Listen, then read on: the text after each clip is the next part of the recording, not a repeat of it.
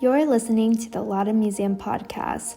I'm Sarah Wolfley, and while I may not know all the ins and outs of public history, I'm on this journey with you to uncover the rich stories of our community. Together, we'll explore the fascinating history that's right in our backyard and hopefully spark a sense of pride in where we live. Let's dive into the past and discover what makes Loudoun County so special.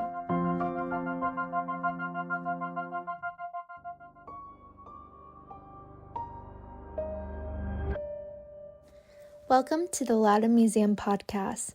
I'm your host, Sarah Wolfley, and I'm especially excited about today's episode because we're diving into a place that, like many who have experienced encounters there, has now become part of my family history, the Glenfiddich House.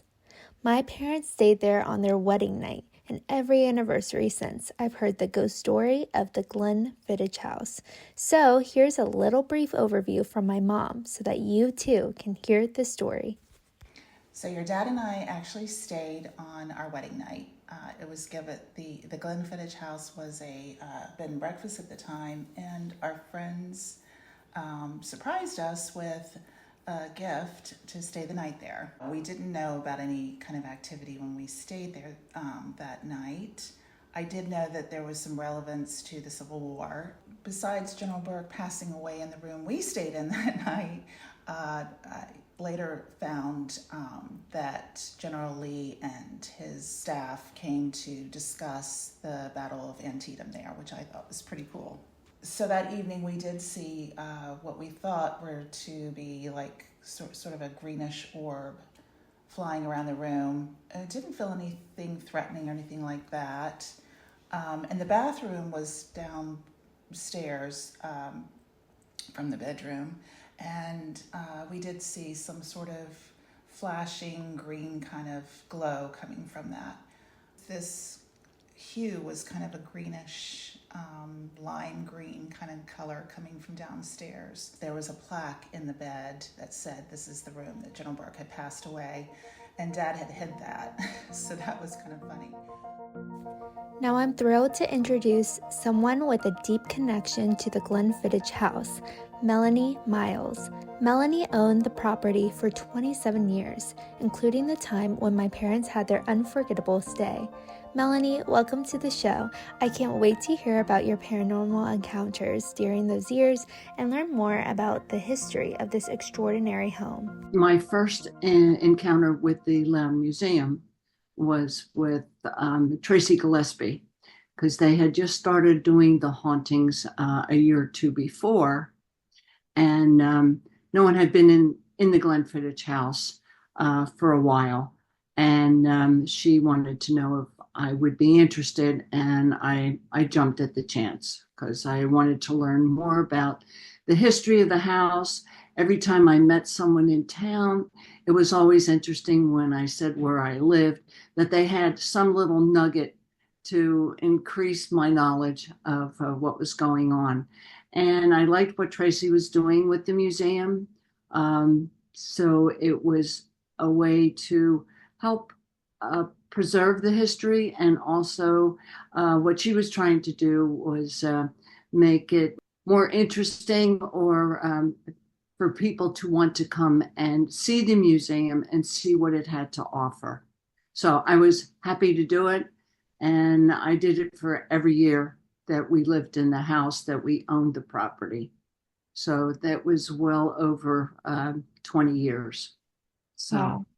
Yeah. I even got my kids involved in it.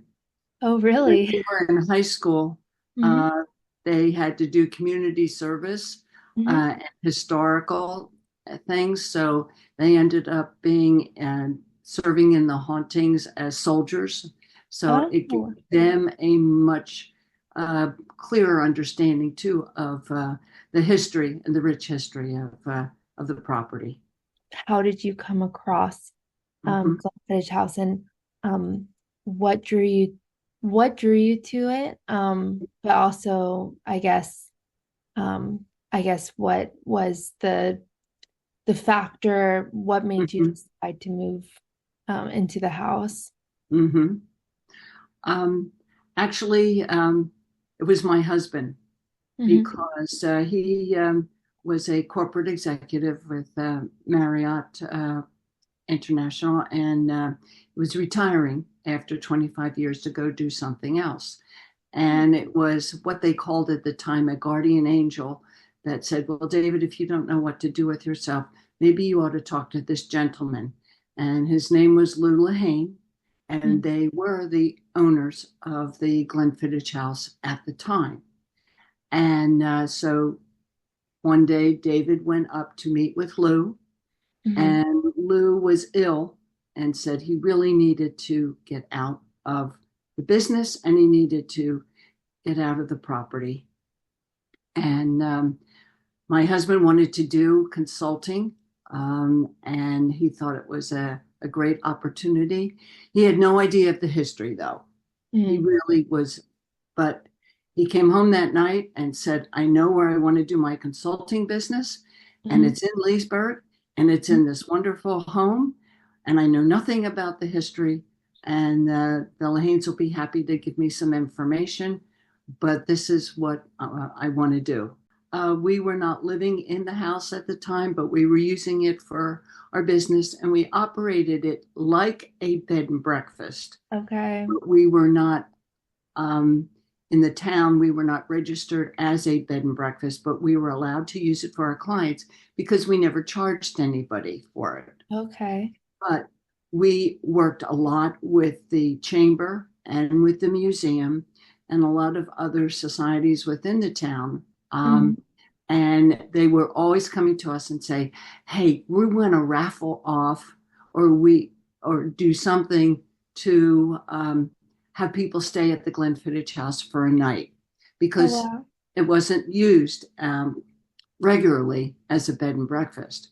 So Mm-hmm. we accommodated people as much as we could. Since we were using it for our clients, it was not difficult to be able to, especially on a weekend, because our clients usually weren't there on a weekend. They were there Monday through Friday. So on weekends, it would be available for activities. So we had all kinds of functions and overnight stays for Wow. for folks where we didn't get any money for that, but Wow. it was again a way of giving back. It was kind of our payback to some of these organizations, like I said, the museum and the chamber. So we did a lot of that type of thing. But and I always was giving tours, so I always made sure. So I usually introduced myself, gave people a tour. They had the key, they had the run of the place, and you know that was that was how that got started, and it continued pretty much all the way until we ended up selling the property. Okay. Well, that's really that's amazing to meet you, that can because my family history, um, and what a small world. So how long did you live in Glenfiddich House? We acquired the property in 1993. Hmm. We didn't actually live in the house until 2000. That's when we became empty nesters, Okay. and we decided that we didn't need to do the commute anymore, and there was no reason why we couldn't live in the house. Mhm. So we decided to do that in 2000.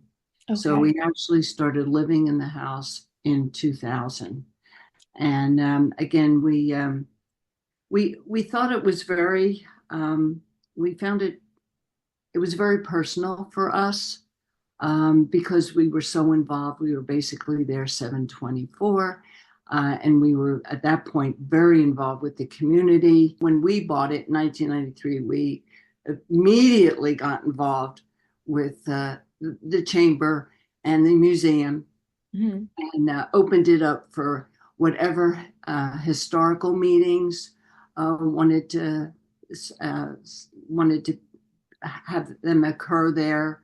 So we Mhm. did ended up having times when the back in I guess it was I don't know if it was 96 or if it was later, but there was a the whole town was involved in a reenactment Mhm. and Tracy called me one day and Mhm. said, um, would you be able to could we use the Glenfiddich property that whole weekend? We have Mhm. a whole thing planned where we could do things inside and outside. And I said, sure. And she said, my only problem is I'm having problem getting the reenactors to come and stay for the weekend Mhm. in town. And I said, Mhm. well, why don't you invite the generals to stay at the Wow. Glenfiddich for the weekend? She called me back about 20 minutes later. She got all four of them to Uh, agree to come and stay and live in the house for the entire weekend. wow. So that Sure. was the bigger events that we hosted. We had uh, tents of comfort women in the back Mhm. that set up, and those were women that act as like as nurses or other cooks and things like that. Mhm. They used some of the outbuildings for an infirmary. Wow. They We had no electricity on that entire weekend, so no lights, so everything had to be done. um, I was scolded because I came up to the property just to the how things were doing, and I was stopped by one of the Confederate guards saying I was Mhm. not dressed appropriately because my legs were showing. So, so when these folks came in character, they stayed in character, and we had, you know, hundreds of people that were traipsing through the property all weekend long, up to the point where one lady said, "Where's Traveler?" And that was General Lee's horse. Mhm. He Mhm. said, "He's being bedded in the garage in the back, but he's not available for being seen." So, we did an awful lot. And that was one of the big experiences that we did. And it was a focal point. And Tracy, again, we worked together an awful lot for many years while she worked at the Loudoun Museum to do a Mhm. lot of those types of activities. But that was probably one of the highlights where she got the generals to actually come and stay for the weekend Wow. and participate and help the town. So that was a lot of fun. That sounds But really fun. my big thing was to make sure that the history was being preserved Mhm. and that it was also being available for people to see that it was not had not been destroyed, uh, Mhm. that people could basically touch it, feel it, understand it, Mhm. embrace it, and feel that they really were walking through a part of history that was important Right. to the town. Right. And Mrs. Lehane, when she left it to me, made it very clear that my job was to respect and to preserve the heritage of the property. Mm. They had done an awful lot. They had actually bought the property after it had sustained a fire. Oh, wow. It was up for auction Mm. and sat water and fire damage for almost a year when Mm. they took it. And they bought it at the auction, and they were history buffs, and she was an antique dealer. So even though a lot of the things that were brought into the house were not part of the house originally, that she did a really excellent job of being able to restore it so that it was as historically accurate as possible. And she made it very clear to me to make sure that I kept it that way. And she made sure that she found a way to come into the house at least once a year to make sure that I hadn't messed it up. And how long did you so what year did you sell the property? How long were you living? We sold the property in August of 2020. Okay, wow. Okay, right. So So 20 years you yeah, lived there. Okay. yeah. Yeah, so we actually physically lived in on the property for 20 years, and we ended up buying. Well, we owned the property, but we ended up putting up the two other buildings, Hmm. and we actually won a town commendation because one of the back uh, buildings that we did, we won a historical recognition Wow. for complimenting the property because it was a mini Glenfiddich house.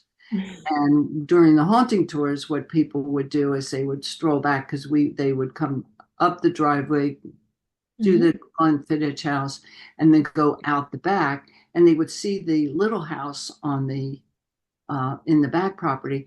And the Yes. docents would say, "And how old do you think this one is?" Since they had gone through how old the Glenfiddich was, Hmm. and they basically would say, well, this looks like it's about 1800. And they said, how Right. about 2001? So that's how well we were able to make sure that we kept the property pure.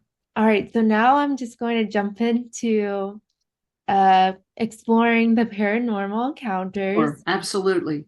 We had just bought the property and we had established our business. We were not living in the house, so it was solely for the use of the guests that would be staying over. And on weekends is when I would get the house all prepared. So I was down in the lower level of the of the house, excuse me, the family room, and there was a where people could relax, and that's where we served them breakfast and snacks and things like that. And there was a little refrigerator down there, like a little kitchenette. And I remember that I was bringing groceries in, and I was stocking the refrigerator, and all of a sudden, I felt this shadow come behind me and Mm, over me as if, well, what was I doing? And I literally spoke to the colonel because his name was Colonel Burt, and mhm, he is the spirit, the energy spirit that does reside in the house. And I mhm, just basically very calmly said, "Sir, I'm not doing anything to disturb you. I am just restocking the refrigerator for the guests that are going to be coming this week." And as mhm. fast as that shadow came over me, it retracted. So Interesting. that was my very first experience very early on. And we had a wonderful bond for the entire time that we were in the house before we were actually living in it and during Mhm, the entire time we lived in it. mhm, And so so that was my very first experience. And I have to let you know that I raised my grandson in that house for 5 years. mhm. He developed a bond with the colonel Wow. because young children seem to Mhm, have imaginary friends. mhm. Well, the colonel was his imaginary friend. Uh, we Wow.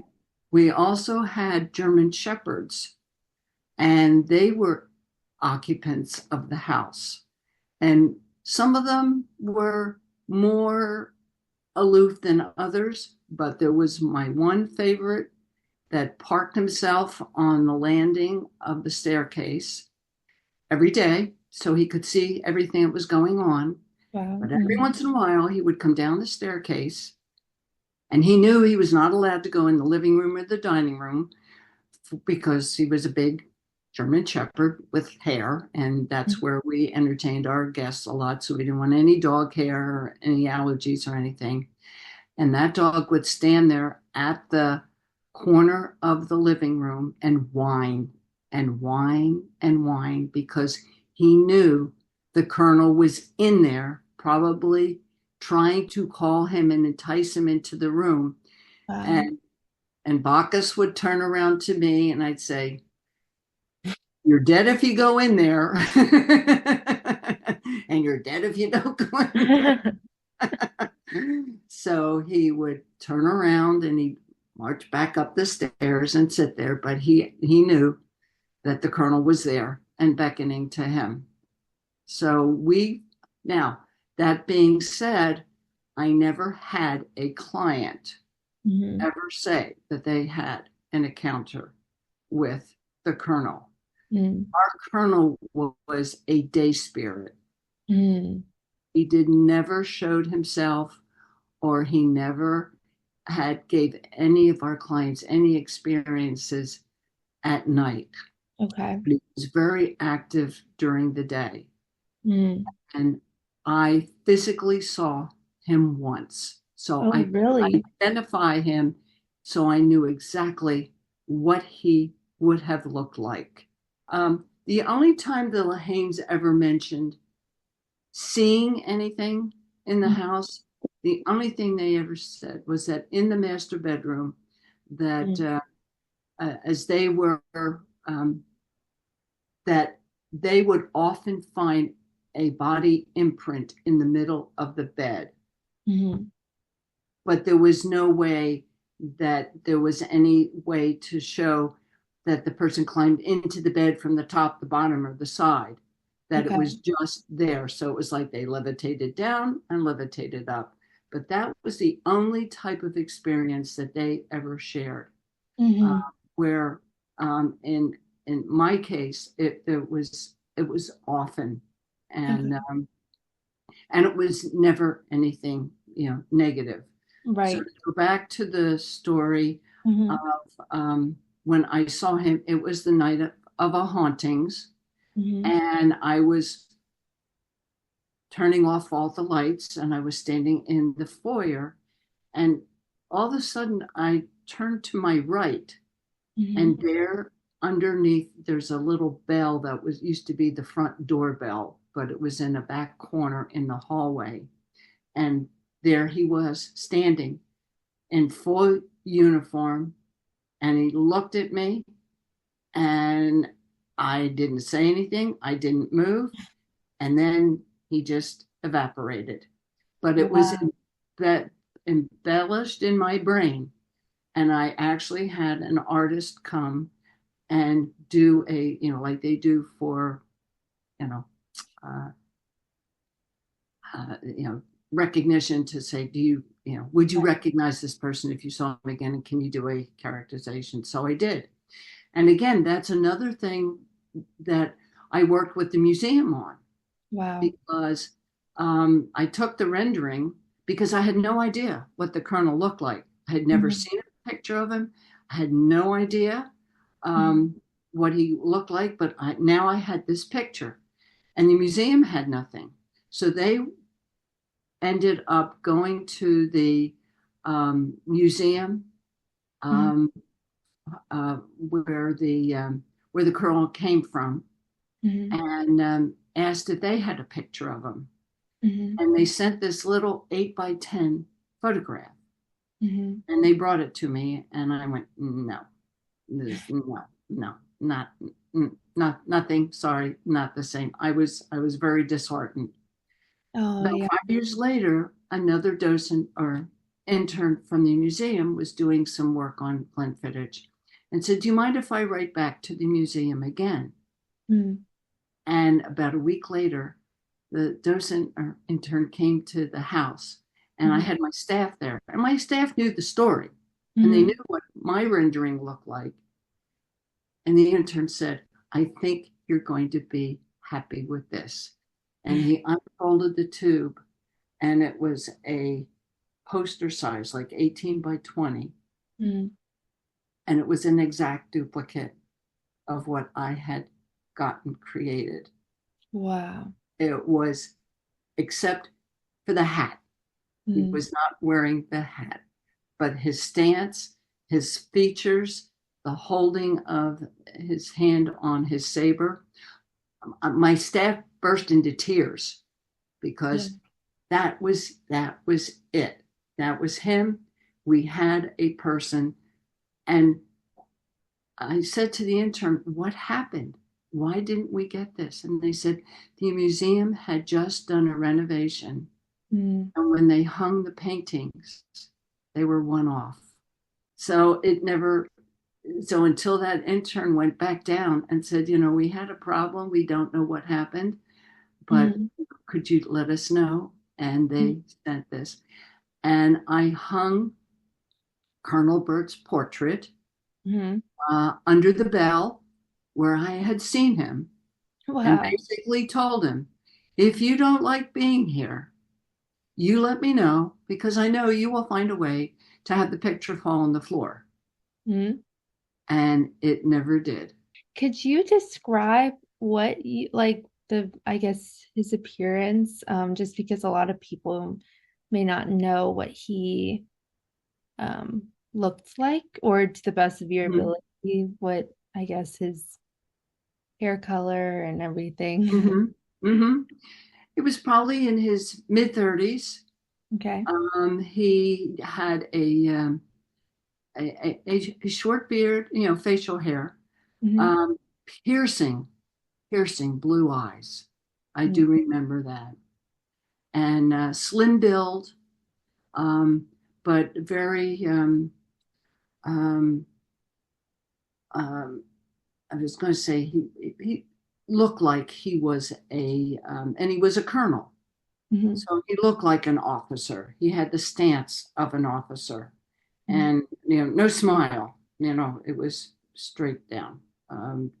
Somber, as if he was posing for a professional type of picture. But that being said, he was written up in the Mississippi Magazine Hmm. in their December issue of some year, which I know I have a copy somewhere. I thought the museum had a copy. Hmm. Um, and his picture's in there, the picture that I have Oh or wow. that I had, because I left the picture at the house for the Hmm. new owners. Hmm.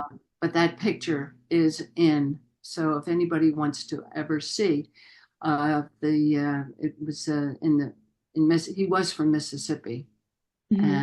and so they still revere him as a hero because not only was a colonel in the army, he was a medical doctor and he established the foundation for the deaf in Mississippi. So he is still revered as a hero in many ways in Mississippi. And they did a 2-page article, which I kept at the house. So then again, people could actually see this is Colonel Burt.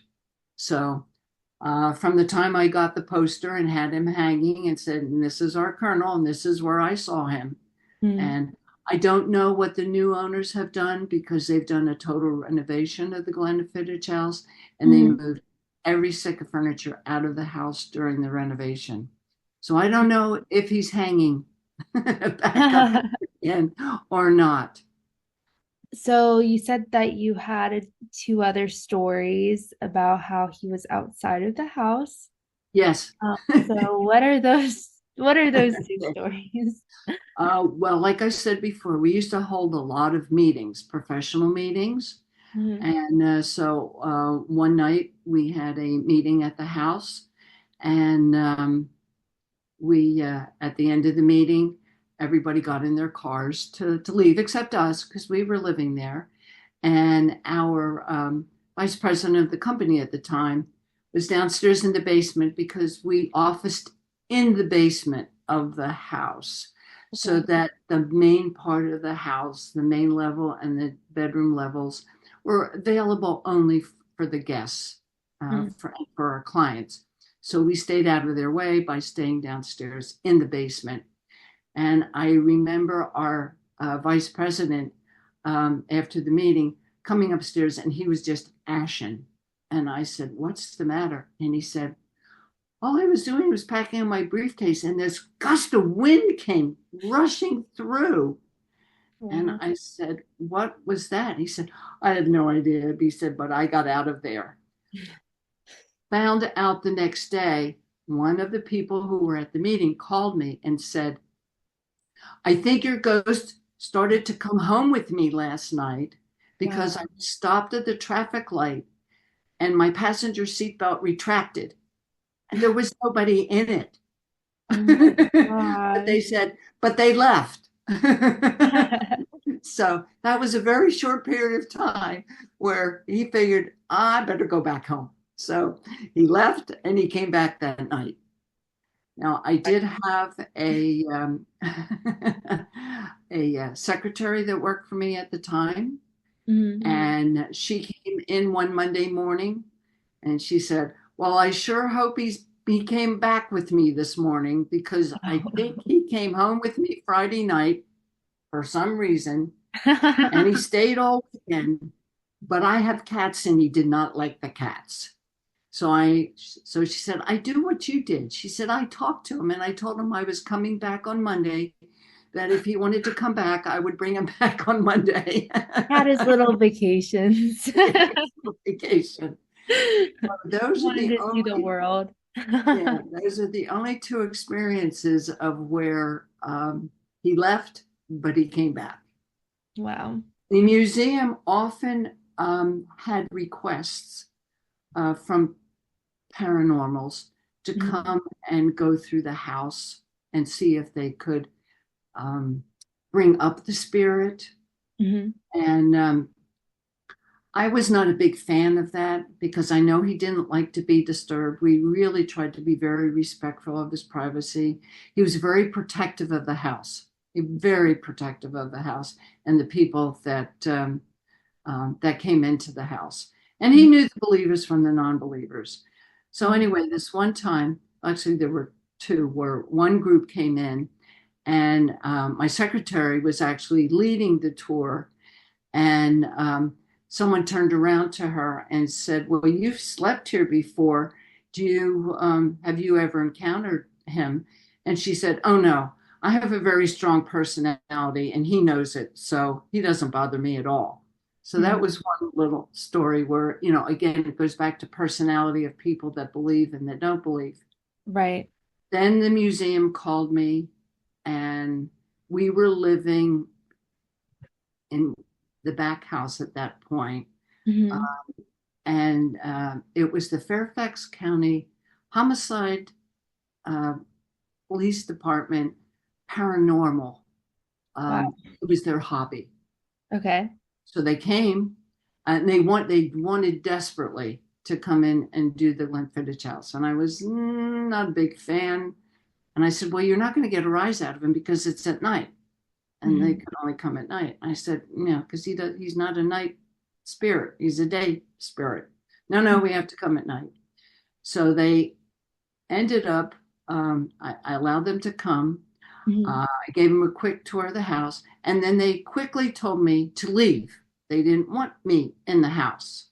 Oh no. So I said, okay, no problem. Good luck. Good luck with that. So they were hooking up all their equipment and everything, and they had their goggles and they had these uh, hearing devices and everything. And I said, well, here's my number. Call me if you have a problem. 15 minutes later, they call me. And Wow. That was hey, short. I said, they 15? said, we have to leave. One of our people here, his father's in the hospital and just had a heart attack. Oh my So we have to goodness. go. So I said, okay. So they packed up their stuff and I went over and, escorted them out and, locked up. And I said to the colonel, okay, that was quick. Hope it wasn't too disturbing for you. Because I Right. told you at the beginning, I talked to him all the time. Right, right. About 3 weeks later, I get another call from the museum. And Wow. they want to come back. And I said, really? I said, one condition. You have to have someone from the museum with them the entire time. They don't want me, but they asked Okay. you. I Mhm. want someone there. So again, they came. Hello, hello. Yes, yes. Okay, thank you. Okay, goodbye. And ushered me out the door. Right. About 20 minutes later, I get a phone call and they say, could you come over here? So I went over and they said, Mhm. we can't get him to do anything. And I said, well, I tried to tell you, he doesn't like night. He sleeps at night. I don't know what he does, but he's not active at night. He never bothers anybody at night. Well, maybe if you sit down. So we sat down in the living room. They had a list of questions for me. The first question was, do you have a problem with us being here? And then they went on and asked several other questions. Mhm. And they were taping all of this. Mhm. So I sat there and they played back the tape and there was nothing. And they said, I said, I told you he won't respond. Well, is there another place where he hangs out? And you had asked before about other places that I said, well, we work in the basement. He's down there a lot Mhm. because that's where I am during the day. Oh, let's go down there. So we went down in the basement, total darkness. Now Yeah. the museum person is with us. I don't know if I can't remember who it was that was there that night. Mhm. I asked exactly the same questions. First Mhm. question was, do you have a do you want us to be here? Do you mind us being here? I think that's the way it was worded. Right. And they went through the other questions. Again, it's total darkness. There's nothing going on down there. And Right. they play back the tape and they play back the first question. Mhm. Do you want us to be here in the house tonight? And there was a pregnant pause. And then there was an extremely loud no. I heard nothing else.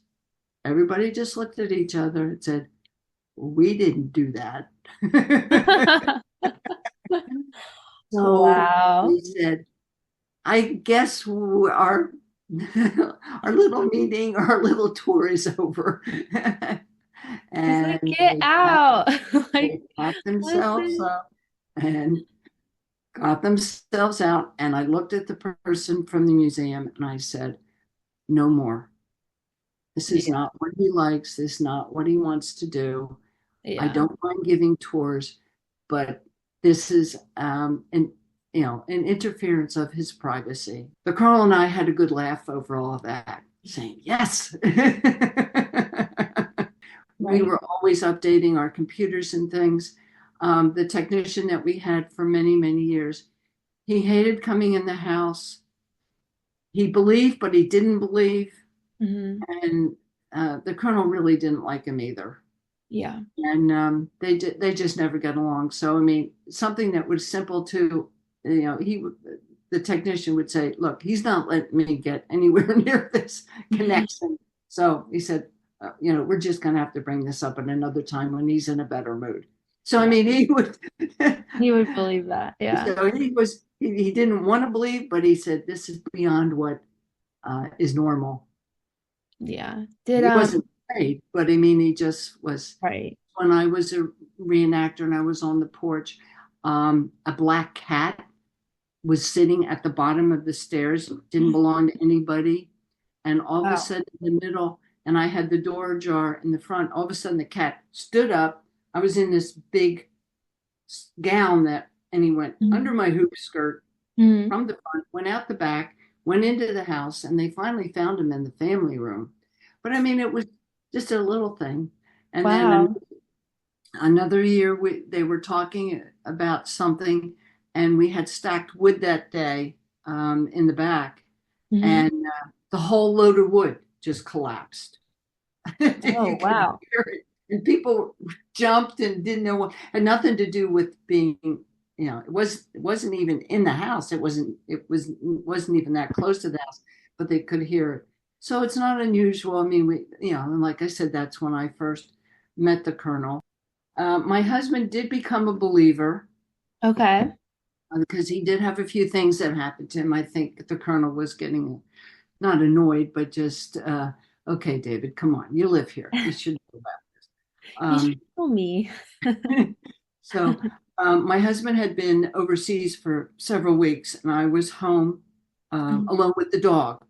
Hmm. And it was on a Sunday. And that was a big thing about Sunday afternoons in the Glenfiddich house because that's when there used to be a wake back, and it was recorded in the newspaper from Civil War times that Hmm. someone had died, and it was not unusual to hold a wake in the house.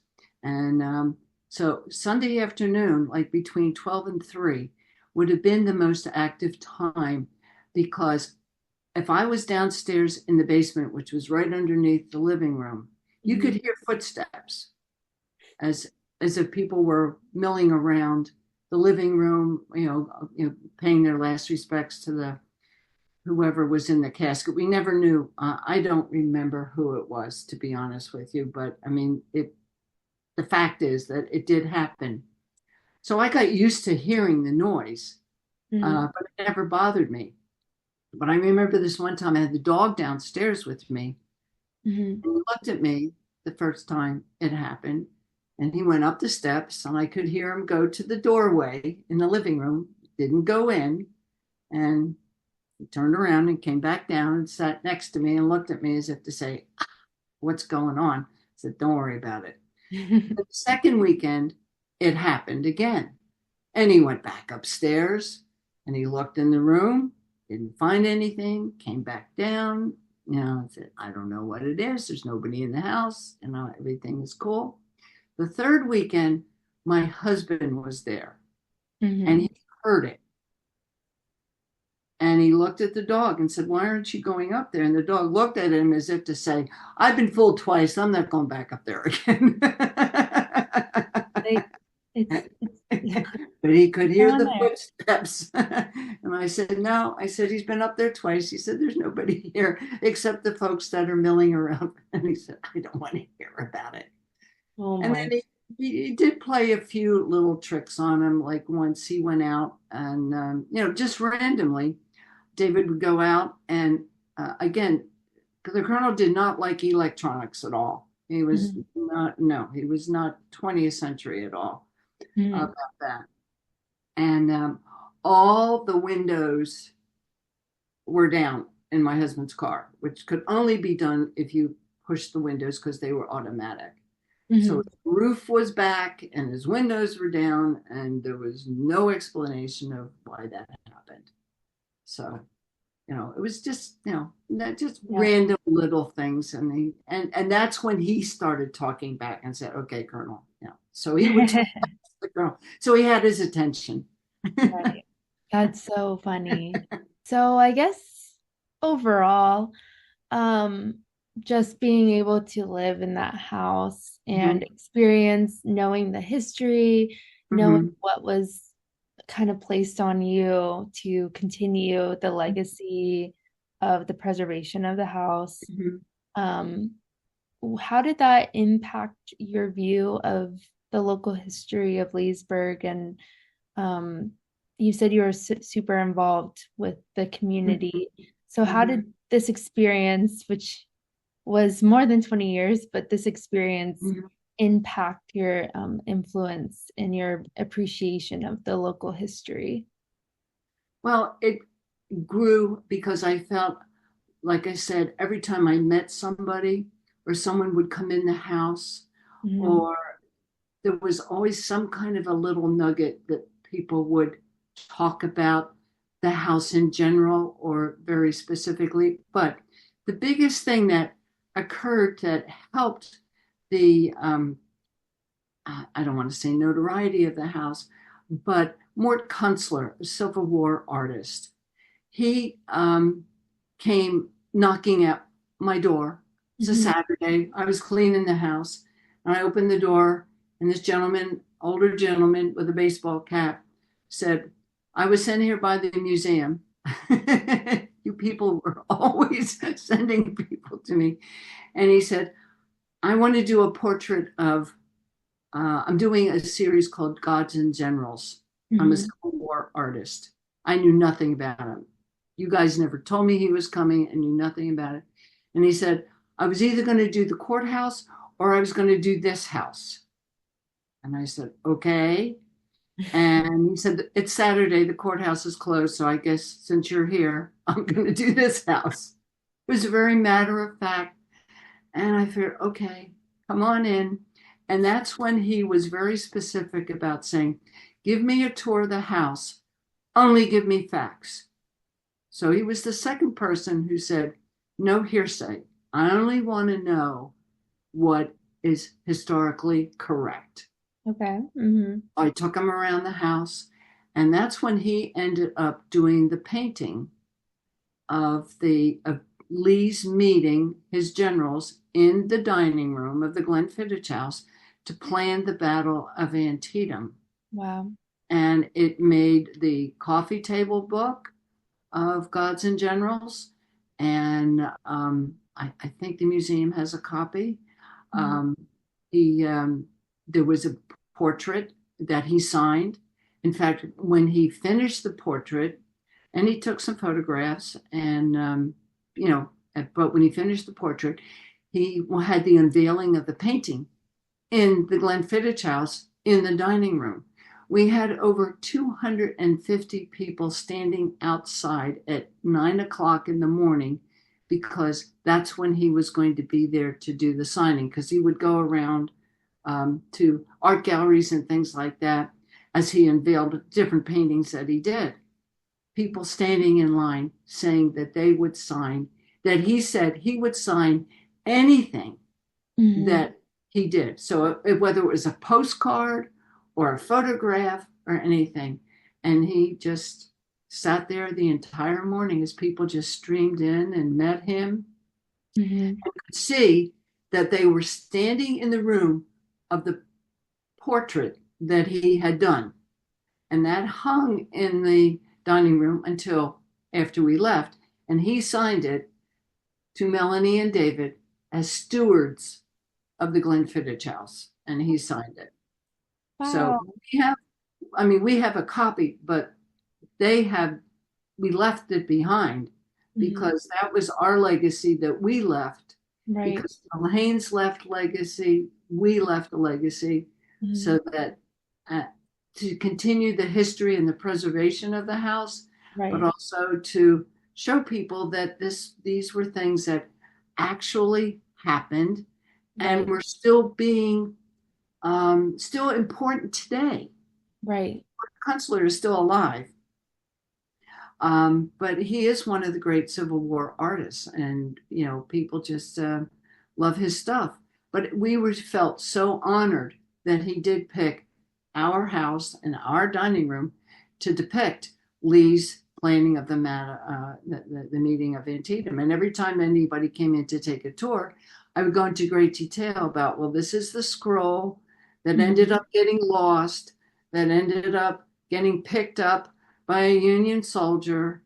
And that's why the Battle of Antietam became the bloodiest one-day battle of the Civil War, um, because of that scroll that was designed and sent by a courier from the Glenfiddich house by Lee.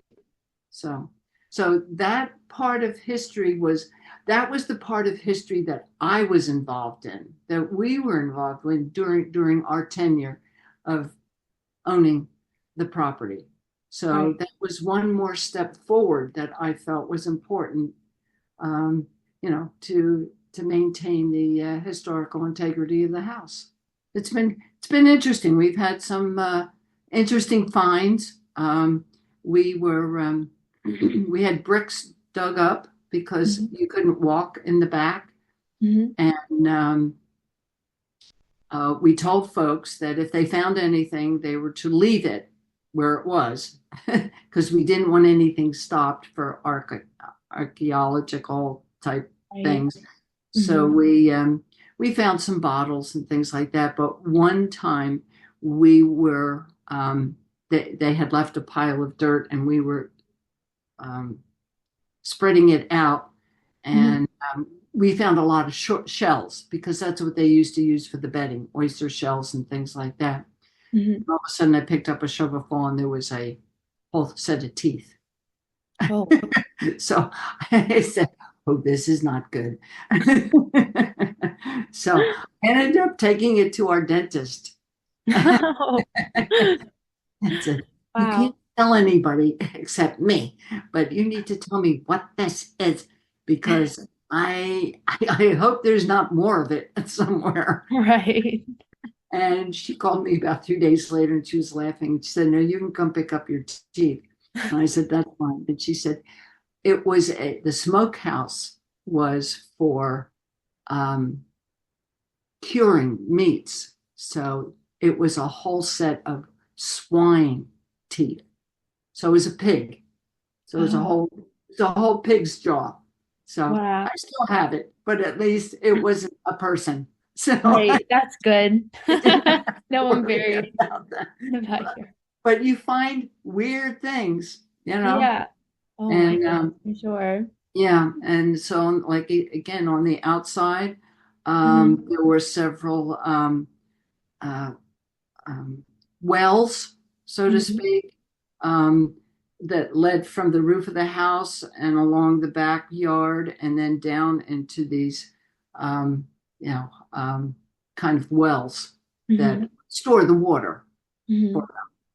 And so, but we unearthed a couple of those so that because they had been covered over the years. So Mm-hmm. I mean, there's as you dig, you find things. We used to have people forever knocking at the door with their little metal detectors saying, "Can we look for buttons and things like that?" I said, "No, no, no. That's believe me, the Lahanes trolled through everything if they if there was anything."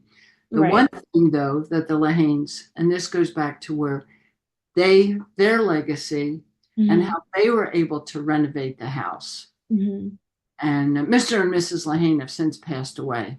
Mm-hmm. So, was that up in the ceiling of the third floor, there was a trap door that would lead you up into the ceiling. They found a chest, a little Wow. chest. Now, have you heard that story? I have not. And it was a small chest, but that had been there for over 150 years. And Wow. when they opened it, it was filled with Confederate notes, Wow. money that was worth money. And Yes. that's what they used. That was the treasure that they found. And that's how they were able to spend the money to renovate the house after the fire. Mm. So it saved the house saved itself. Yes, it did. Yes, it did. And if you go up into the ceiling or go up into that crawl space in that third bedroom, um, all the charred embers are still Mhm. up there because being historical, nothing was allowed to be taken away or destroyed. So, uh, certain days, now I don't know if that's still now or if the new people have, Alex and Ann have done anything, Mhm. but on a certain day in the summer at a certain humidity, you could actually still smell the smoke from Wow. the charred embers. And what they did to preserve the attic uh, Hmm. was they sistered the beams so that it would uh, keep the integrity of the roof line. So they didn't have to destroy the roof and they didn't have to do anything. So I don't know if you know what sistering means was they had a beam and they put another beam right up next to it to support it. So it was double beamed. But that's what they were doing when they found this chest, which had the treasure in it, which Wow. gave them the funds to be able to really renovate the house and restore it the way she wanted it. And that's Mhm. how it ended up with so many of the antiques and everything because that's how they uh, Mhm. they found it. So Wow. yeah, That's a so crazy story. And it just goes to say that there has been a lot of houses in Leesburg that have been like certain buildings that I see, photographs, and I'm like, that building's not there anymore. Um, mm-hmm, like, like a hotel mm-hmm, or right. a certain store where I'm like, I do not recognize that at all. That can't be there anymore. But just having like when you look down King Street, Mm-hmm, I was a part of the Then and Now Loudoun Museum project where mm-hmm, I blended old photographs mm-hmm, what it with new photographs um, to kind of see, what's the same, what has been lost. And I did that in many areas in Loudoun County, and there was some sites that were completely gone, particularly in Ashburn, which I wasn't surprised about growing up in Ashburn. mm-hmm, mm-hmm, Um, but there are, there's a lot still there in certain areas. Um, and when I did the fading tool, especially if people were in the photograph, um, it makes you think about what, people obviously are not, the people are not there anymore. The mm-hmm, cars are not that stuff Hmm. anymore. People are not like the technology is not there. You see added, street signs and street lights, and that Hmm. wasn't there in the 1800s. Hmm. The roads are dirt. Um, Hmm. but it just Exactly. makes you think, it makes you think about how much has changed through a short time of history Hmm. in our county, and how a lot has transformed, but still, like, these great places are still here, Hmm. and they do get taken care of, thankfully, by people like you who took care of Glenfiddich. Um, and, I think it's just nice to see that when I guess I witnessed, like, going back to a lot of places, trying to take a photo, and it was all, the building wasn't there. The owners really have an impact on continuing Hmm. the legacy. So thank you for doing that. And also, just so cool that, Glenfiddich only came about in the 80s oh, when the Lahanes bought the house. oh, yeah. It's known as Harrison Hall because it was owned by Mr. Harrison, who was one of the big landowners during the Civil War Mhm. and prior.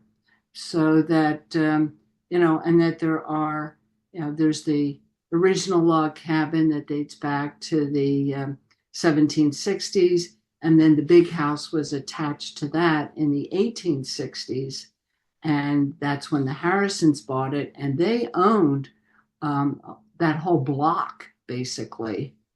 So on the corner of North and King is originally where all the slave quarters were. So that was part of the property.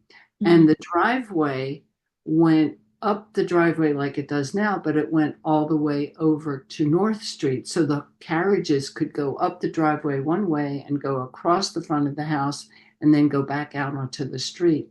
But Wow. it was known as Harrison Hall until the Lahanes got there, Mhm. and they changed the name because Mr. Lahane had a fondness for the Glenfiddich Scotch and knew the owner of the distillery and had a place on Canby Road out on the highway where he first developed his property and his business. And when then they bought, got the Glenfiddich House at auction, or Harrison Hall at auction, that's when they changed the name to Glenfiddich. And the reason they were able to do that, and then this goes back to the 80s, Mhm. he asked the owner, could he use the name Glenfiddich because it is a trademark scotch? And the Mhm. gentleman, by a handshake, said, if you keep a bottle of the Glenfiddich scotch available and a shot glass for anybody who comes into your house and wants to have a sip, you can use the name. Wow. And so Glenfiddich is like the secondary name. It was always known as Harrison Hall until the Lahanes got it in the mid '80s. And Wow. we don't know if the new owners, because we made a sign that said Glenfiddich House, and then underneath it says formerly Harrison Hall. So Mm. that was its original name, was Harrison Hall. Okay. So anybody who is an old timer Mm. um, is would say, "Oh, Harrison Hall." They'll talk to it as they'll say Glenfiddich, but they say, "But it's known as Harrison Hall." I think the last thing that I wanted to ask was, Sure. if you could summarize your experience of living in Glenfiddich House in one sentence, uh, what would it be? Well, it was this last sentence that I put in closing where I was talking about being a certified tourist ambassador, that I was glad that I was able to be a part of the history, and that I was glad to be able to be part of its preservation, and that I was glad to be able to promote its future surprises that would be in store for people that are still out there exploring what happened in the past, how it's connected to the present, and what still might be out there in the future if they continue to have interest. Wow, that is a great sentence. That's Thank you so much, Melanie, and my mom for sharing your stories and insights about the Glenfiddich House.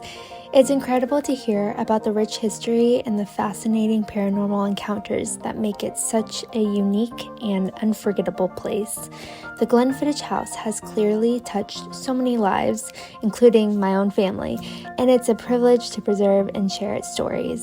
Be sure to subscribe to our podcast on YouTube for more insights into Loudoun's past. We look forward to sharing more captivating stories with you soon. Until next time, see you at the museum.